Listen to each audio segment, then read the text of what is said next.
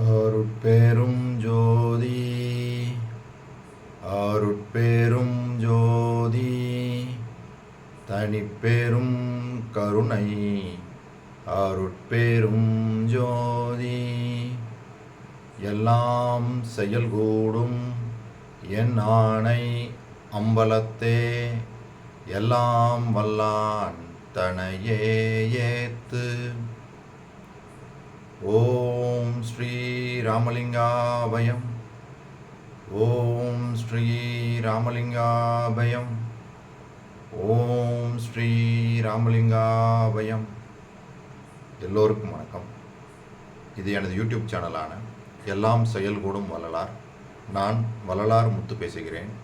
இன்றைய பதிவில் நாம் தற்சுதந்திரம் இன்மை என்ற தலைப்பின் கீழ் வரும் இரண்டாவது பாடலுக்கான விளக்கத்தை பார்க்க இருக்கின்றோம்.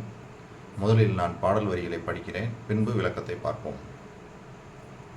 என்னே எம்பெருமான் இங்கு இன்னும் அணைந்திலன் என்றே ஏங்கி ஏங்கி மண்ணே என் மணியே கண்மணியே என் வாழ்வே நல் வரத்தால் பெற்ற பொன்னே அற்புதமே செம்பொருளே என் புகழே மெய்போதமே என் அண்ணே என் அப்பா என்று அழைத்தலன்றி அடியேனால் ஆவது என்னே. இதுதான் இந்த பாடல்.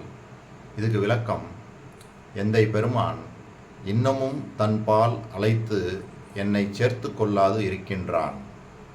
இதனை என்னென்பது என்று பலமுறையும் ஏங்கி ஒளிவதன்றி, மன்னனே மணியே கண்மணியே என் வாழ்வே நல்ல வரப்பொருளாக பெற்ற பொன் போன்றவனே அற்புதமே செம்பொருளே எனக்கு புகழாயவனே மெய்யுணர்வே எனக்கு அன்னை ஒப்பவனே அப்பனே என்று கூவி அழைப்பதன்றி அடியவனாகிய என்னால் ஆவது ஒன்றும் இல்லை. எப்படி அருமையான பாடல் பாருங்கள், எப்படி ஏற்றிருக்காங்க பாருங்கள். அதாவது கடவுளுடைய அருள் இன்னமும் அவருக்கு கிடைக்கல, நம்மளுக்கும் கிடைக்கல. அப்போ என்ன சொல்கிறாரு, உன்னைய புகழ்ந்து வாயார புகழ்ந்து பேசுவதை தவிர எனக்கு வேறு என்ன என்னால் முடியும், வேறு ஒன்றுமே இல்லையே. அதாவது மன்னனே மணியே கண்மணியே என் வாழ்வே நல்ல வரப்பொருளாக பெற்ற பொன் போன்றவனே அற்புதமே செம்பொருளே எனக்கு புகழாயவனே மெய்யுணர்வே எனக்கு அன்னை ஒப்பவனே அப்பனே என்று கூவி அழைப்பதன்றி அடியவனாகிய என்னால் ஆவது ஒன்றும் இல்லை. அருமையாக சொல்லியிருக்காங்க பாருங்கள். அப்போ இதுலேயே சொல்லிட்டாங்க, ஆவது ஒன்றும் இல்லைன்னு சொல்லிட்டு கடவுளை நாம் இப்படி தான் பக்தி செய்யணும். இறைவனுடைய புகழை அனுதினமும் வாயார வாழ்த்துகின்றோர் மனதமர்ந்த தெய்வம் அப்படின்னு சொல்லி ஒரு பாடலை பாடியிருப்பாங்க. அருமையாக அருட்பெரும் ஜோதி என்னை ஆண்டு கொண்ட தெய்வம் அப்படின்ற அதில் வர்றதில் அருமையாக அந்த வார்த்தை வரும், வாயார வாழ்த்துகின்றோர் மனதமர்ந்த தெய்வம். எப்படி பாருங்கள், அருமையாக இருக்கா. அப்போ இறைவனை நம்ம என்ன பண்ணணும், வாயார வாழ்த்தணும், அவனுடைய புகழெல்லாம் பேசணும். அவன் எப்படிலாம் இருக்கான்னு சொன்னோம்னா அதுதான் அவனுடைய அருளை பெறுவதற்கு நம்மளுக்கு ஏதுவாக இருக்கும் அப்படின்றது தான் இதில் தெளிவாகுது.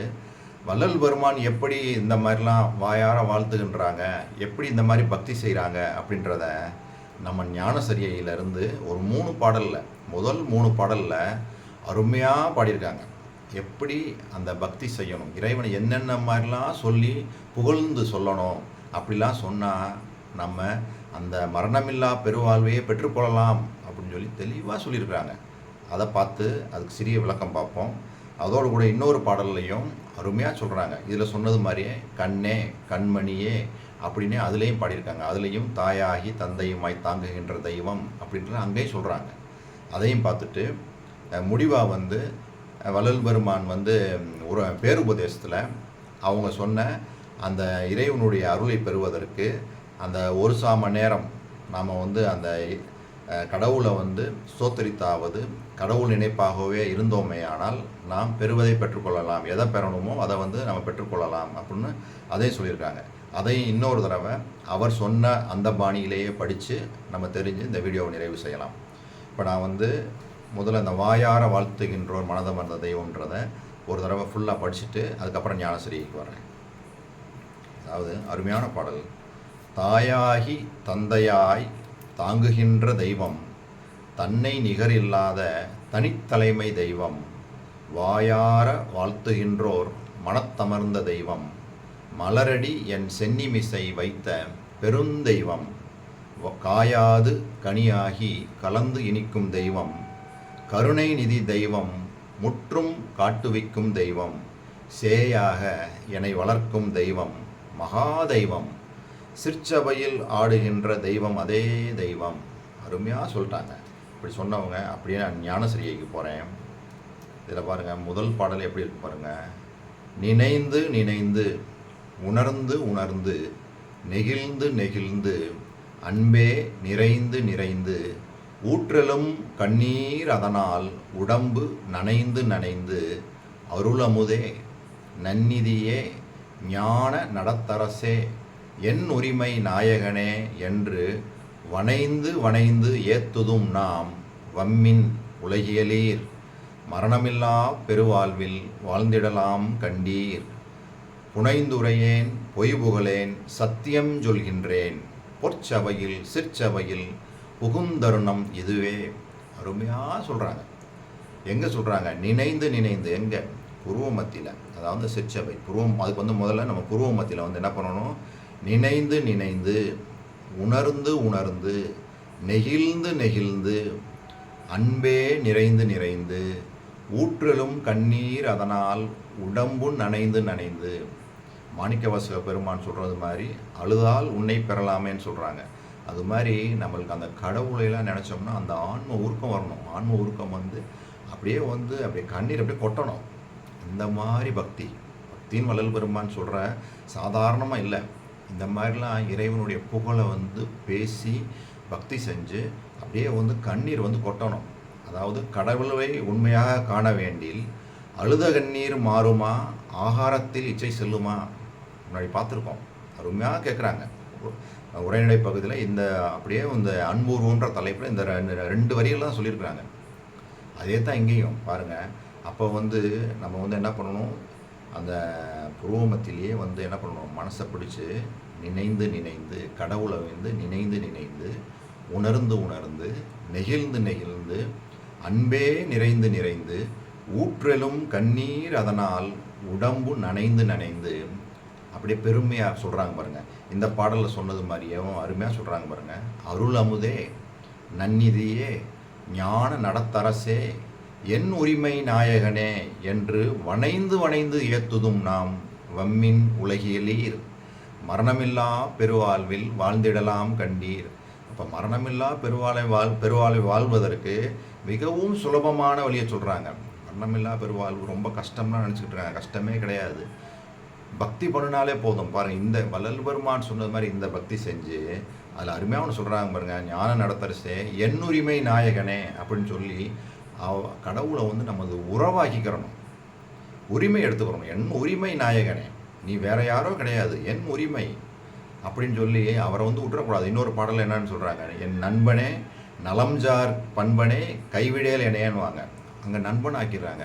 நம்மளுடைய உரிமையை எடுத்துக்கிறணும் அப்படின்றதான் இங்கே இந்த பாடலை சொல்கிறாங்க. சொன்னவங்க அடுத்து புனைந்துரையேன் பொய்புகழேன் சத்தியம் சொல்கின்றேன், பொற்சபையில் சிற்சபையில் புகும் தருணம் இதுவே. அப்போ நம்ம இங்கேருந்து புருவமத்தில் இருந்து உள்முகமாக போய் அந்த கடவுளை கனவுளை கண்டு அந்த மரணமில்லா பெருவாழ்வை பெறணும் அப்படின்னா நாம் வள்ளல் பெருமான் சொல்லியிருக்கிற மாதிரி இந்த கரைந்து கரைந்து உளம் உருகி, இந்த 3வது பாட்டில் கூட வரும் பாருங்க, கனிந்து உளத்தே கனிந்து நினைந்து உரைத்திடில் அப்பொழுதே காணாத காட்சியெல்லாம் கண்டுகொள்ளலாமே. அடுத்து 3வது பாட்டில் அதை சொல்கிறாங்க. அப்போ வள்ளல் பெருமான் பக்தி எப்படி செய்யணும் அப்படின்னு நீங்கள் சொல்லிட்டாங்க. இந்த மாதிரி ஒரு பக்தி செஞ்சுட்டோம்னா நாம் மரணமில்லா பெருவாழ்வை பெற்றுக்கொள்ளலாம் அப்படின்றதான் தெளிவாகுது.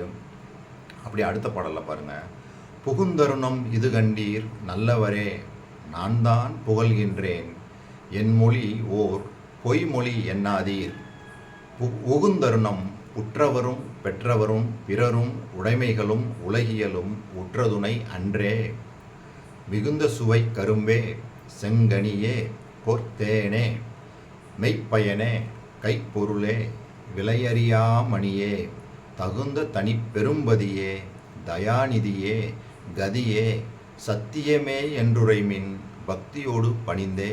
பாருங்கள், அருமையாக போட்டாங்க பாருங்க. தகுந்த தனி பெரும்பதியே தயாநிதியே கதியே சத்தியமே என்றுரைமின் பக்தியோடு பணிந்தே. பணிந்து சொல்லணும். இறைவனுடைய பக்தி செய்யும்போது பணிவு வரணும். பணிவோட இந்த மாதிரி எப்படி வார்த்தைகள்லாம் எப்படி சொல்கிறாங்க பாருங்கள். அதாவது புகுந்தருணம் இது கண்டீர் நம்மவரே நான் தான். இதுதான் நாம் மரணமில்லா பெருவாழ்வை பெறுவதற்கு புகுந்தருணம். புகழ்கின்றேன் என் மொழி, நான் சொல்லக்கூடிய மொழி பொய்மொழி இல்லை. உகுந்தருணம் உற்றவரும் பெற்றவரும் பிறரும் உடைமைகளும் உலகிகளும் உற்றதுணை அன்றே. மரணிக்கக்கூடிய தருவாயில் நம்முடைய உற்றார் உறவினர் சுற்றம் மனைவி மக்கள் நான் வச்சுருக்க சொத்து காரு பங்களா இது துணையாக இருக்குமா? இதெல்லாம் உற்ற துணை கிடையாது, எதுவுமே கிடையாது. அப்போ எப்படி சொல்கிறாங்க பாரு, சொல்லிட்டு கடவுளை எப்படி வாழ்த்துறாங்க பாருங்க.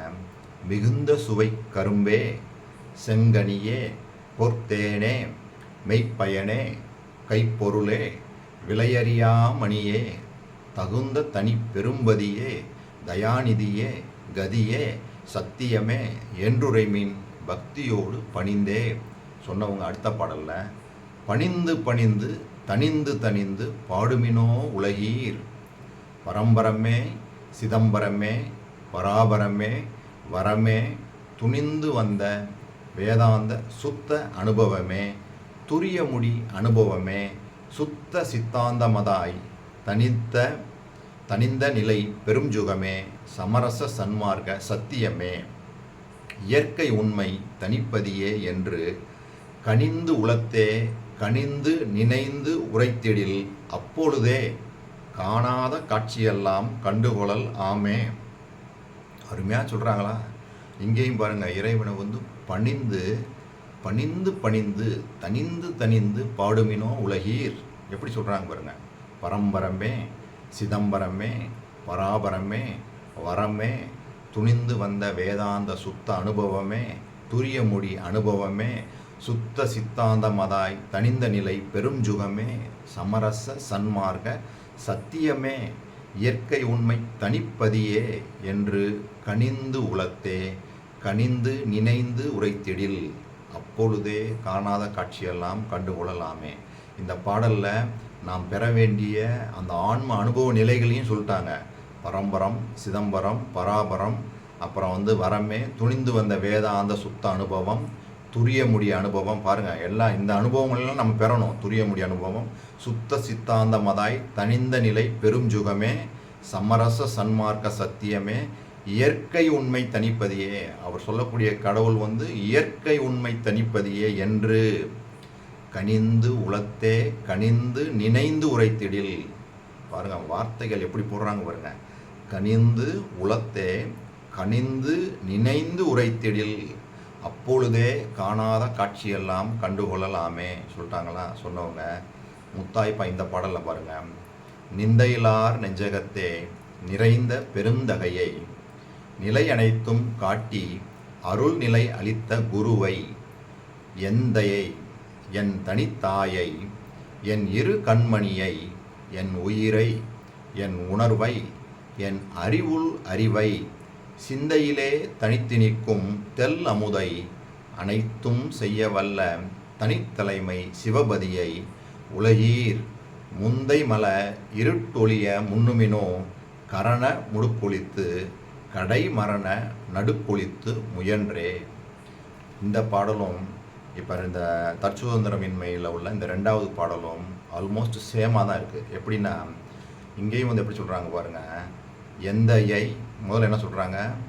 நிந்தையிலார் நெஞ்சகத்தே நிறைந்த பெருந்தகையை நிலையனைத்தும் காட்டி அருள் நிலை அளித்த குருவை எந்தையை என் தனித்தாயை என் இரு கண்மணியை என் உயிரை என் உணர்வை என் அறிவுள் அறிவை சிந்தையிலே தனித்து இனிக்கும் தெல்லமுதை அனைத்தும் செய்ய வல்ல தனித்தலைமை சிவபதியை உலகீர் முந்தை மல இருட்டொழிய முன்னுமினோ கரண முடுக்கொழித்து கடை மரண நடுக்கொழித்து முயன்றே.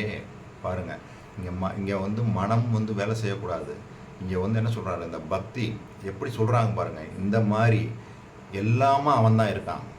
என் உணர்வாக இருக்கான், என் கண்மணியே என் தாயே தந்தையே என் உணர்வே என் அறிவுள் அறிவே எல்லாம் செய்ய வல்ல தனித்தலைமை சிவபதியை உலகீர் முந்தை மல இருட்டொழிய முன்னுமினோ.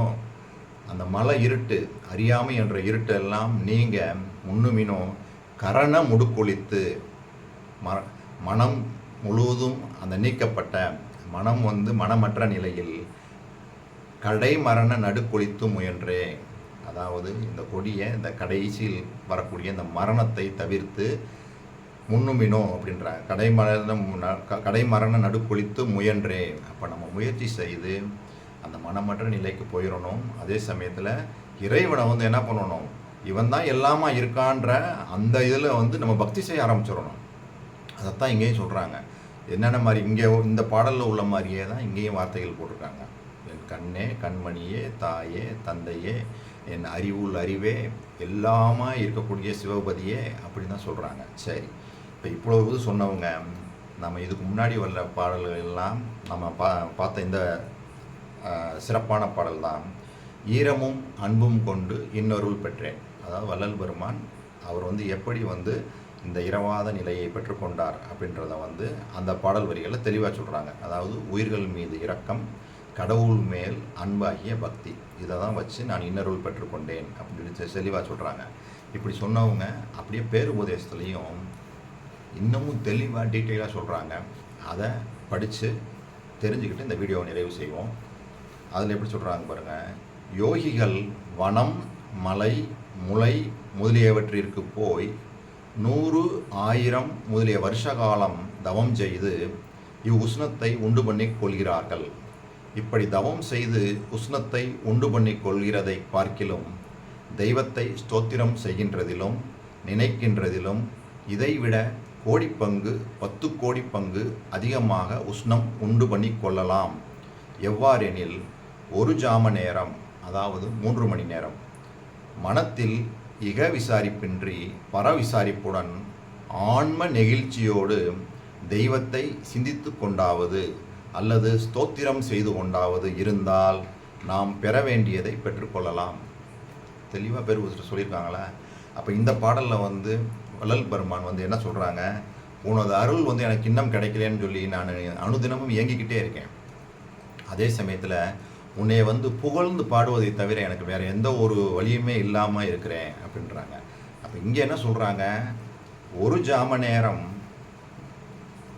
மனத்தில் இக விசாரிப்பின்றி பர விசாரிப்புடன் ஆன்ம நெகிழ்ச்சியோடு தெய்வத்தை சிந்தித்து கொண்டாவது அல்லது ஸ்தோத்திரம் செய்து கொண்டாவது இருந்தால் நாம் பெற வேண்டியதை பெற்றுக்கொள்ளலாம்.